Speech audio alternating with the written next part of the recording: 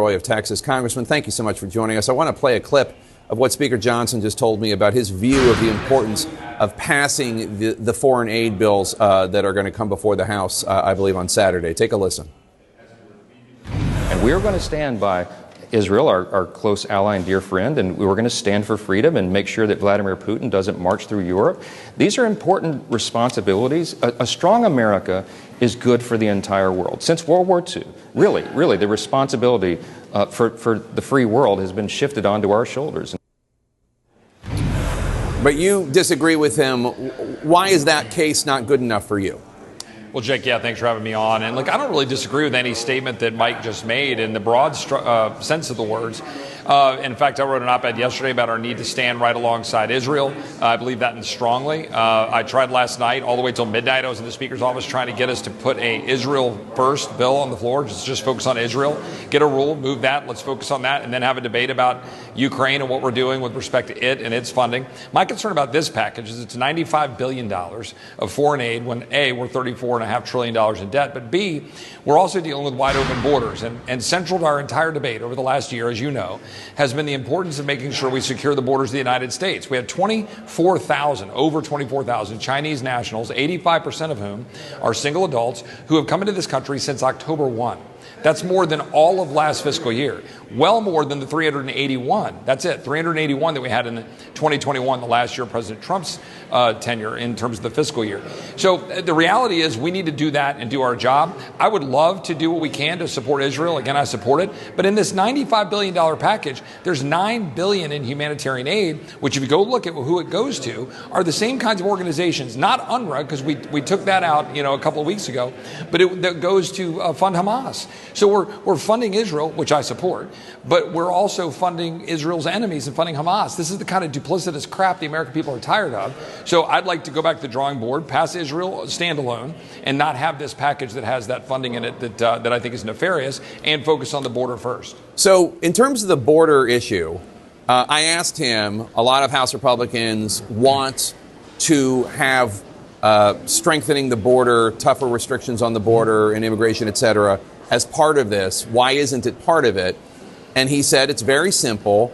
I have the slenderest majority in the history of the Congress. I can only lose one vote. And therefore, because there are so many Republicans who will vote against the rule to introduce this legislation, that he would need Democratic votes to introduce the rule to allow the votes on this legislation. And Democrats won't vote for anything that includes the immigration stuff. And that's why he just, this is the reality of it. And I just wonder if by opposing everything, your group of people who are upset with what the Speaker's doing, if you haven't taken yourself out of relevance in terms of what's in the bill. If you were committed to, I will vote for the rule as long as you put in immigration restrictions, then you might have more of an influence on what he's bringing to the floor for a vote on Saturday. Yeah, Jake, so I told the Speaker last night, number one, that we had full unanimity among the Freedom Caucus in particular, and that we could advance Israel to the floor and support the rule and have a vote on that. And then I said that I believe that we could get agreement on the rule, certainly would have my support on moving a rule forward if you had Ukraine with border security attached. And border security, I offered numerous options, right? Not just H.R. 2, take it or leave it, but some variations of H.R. 2. Maybe you could take out E-Verify and be able to move it along with it because there's some ag community that have some concerns about it. I mean, I support E-Verify, but there are things we could do to try to move it around. There's voter identification that we've got legislation that we're working on, that I've been working on with the Speaker on. There's other issues that we could deal with to stop the abuse of parole. These are all things that we threw out there as options. We don't know what the rule vote would look like because we've never tried. That's the truth. We've never tried to send over an actual border security package with Ukraine so that we can make clear to our Democratic colleagues on the other side of the aisle in the Senate and in the White House that we're serious about that and that the American people want to see that first, because we're dealing with that crisis from Lake and Riley to the bodies washing up in the Rio Grande to the ranch devastation to the cost. 1,000 migrants in New York that are out there saying, hey, you're kicking us out of hotels, to go put us in these centers, and they're protesting. I mean, this is it's really devastating for the American people what we're seeing happen. And I can't overstate the importance of the Chinese nationals that we're talking about, Yeah. the large number of single adult population. So just, I assume you're going to vote against the rule on Saturday. If Marjorie Taylor Greene and Tom Massey push forward a motion to vacate, are you going to support vacating Speaker Johnson?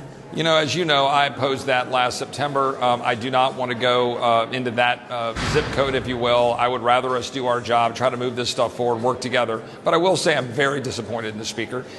This is a bridge too far in terms of where we're headed right now, in terms of putting Ukraine first rather than America's borders first. I am sympathetic and open to having a conversation about Israel and Ukraine, but only after you've done your job to secure the border of the United States. And so that's my starting place. And you and I sat down in January 15 months ago. This rule that they want to put forward, that's not an open debate. I mean, I want to put that to bed. This is not an open process. This is pre-cooked to give you the exact result that came out of the Senate.